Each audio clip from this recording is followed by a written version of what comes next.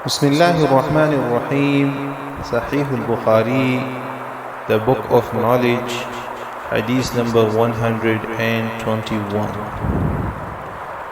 Narrated by Jarir radhiyallahu that the Prophet ﷺ said to me during Hajjatul Wada that let the people keep quiet and listen. Then he said, addressing the people, do not become infidels, revert to disbelief after me by striking the necks, cutting the throats of one another, means killing each other. Hadith number 122, narrated by Sa'id bin Jubair radhiyallahu anhu that I said to Ibn Abbas radhiyallahu anhu that Nauf al-Bakali claims that Moses, the companion of Khazr, was not the Moses of Bani Israel, but he was another Moses.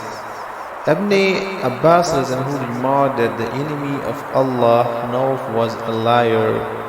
Narrated by Ubay bin Ka'b to us that the Prophet ﷺ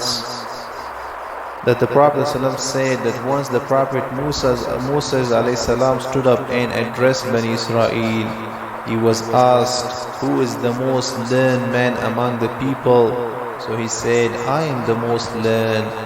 Then Allah admonished Moses as he did not attribute absolute knowledge to him, Allah.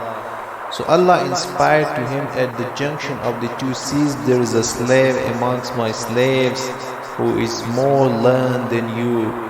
So Musa said, O my Lord, how can I meet him? Allah said, take a fish in a large basket and proceed, and you will find him in the place where you will lose the fish. So Moses set out along with his servant boy Yusha bin Nu'in and carried a fish in a large basket till they reached the rock, where they laid their heads and lay down and slept. The fish came out of the basket and took its way into the sea as in a tunnel. So it was an amazing thing for both Moses and his servant boy.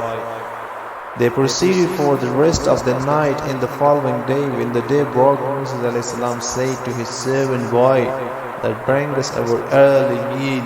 No doubt that we have suffered much fatigue in this journey. Moses did not get tired till he passed the place about which he was told. There the servant boy told Moses that, do you remember when we betook ourselves to the rock? I indeed forgot the fish. Moses remarked that is what we have been seeking. So they went back, retracing their footsteps till they reached the rock. There they saw a man covered with a garment, or covering himself with his own garment.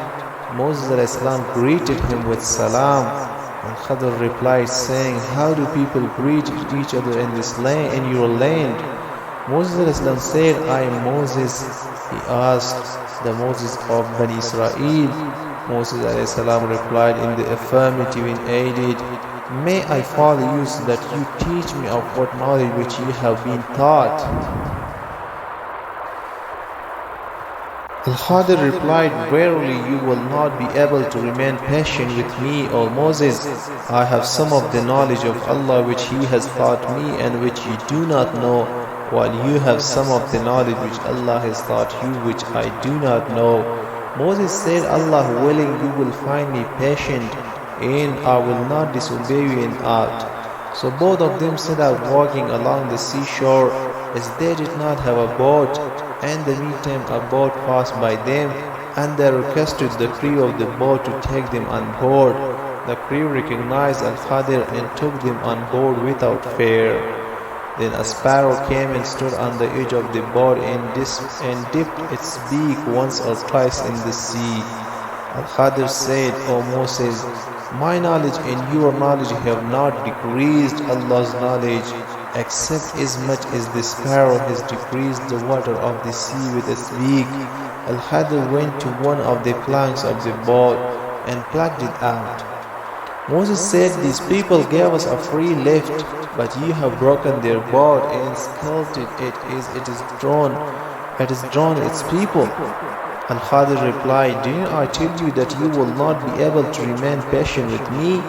Moses said, call me not to account for what I forgot. The first excuse of Moses was that he had forgotten. Then they proceeded further and found a boy playing with other boys. Al-Khadr took hold of the boy's head from the top and plucked it out with his hands and killed him. Moses said, "Have you killed an innocent soul, who has killed none?" Al-Khadr replied, "Did I not tell you that you cannot remain patient with me?" Then they both proceeded till when they came to the people of a town.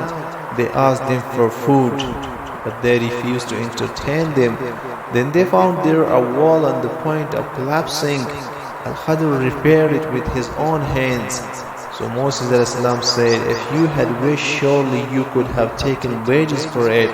Al-Khadr replied, "This is the parting between you and me." The Prophet added that may Allah be merciful to Moses would that he could have been more patient to learn more about his story with Al-Khadr. Hadith number 123, narrated by Abu Musa anhu, that a man came to the Prophet and asked, "O Rasulullah sallallahu, what kind of fighting is in Allah's cause?" I ask this for some of us fight because of being enraged and angry, and some for the sake of his pride and highness. The Prophet ﷺ raised his head as the questioner was standing and said, "He who fights so that Allah's word Islam should be superior, then he fights in Allah's cause." Hadith number 124, narrated by Abdullah bin Amr that I saw the Prophet near the Jamrah, and the people were asking questions about religious problems. A man asked, "O Rasulullah, I have slaughtered the hadi animal before doing the Rami." The Prophet replied, "Do the Rami now and there is no harm." Another person asked, "O Rasulullah, I got my head shaved before slaughtering the animal." The Prophet replied, "Do the slaughtering now and there is no harm."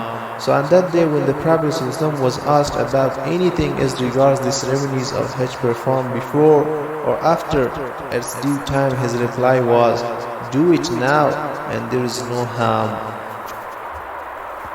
Hadith number 125, narrated by Abdullah anhu, that while I was going with the Prophet through the ruins of Medina, and he was reclining on a dead palm leaf stalk, some Jews passed by.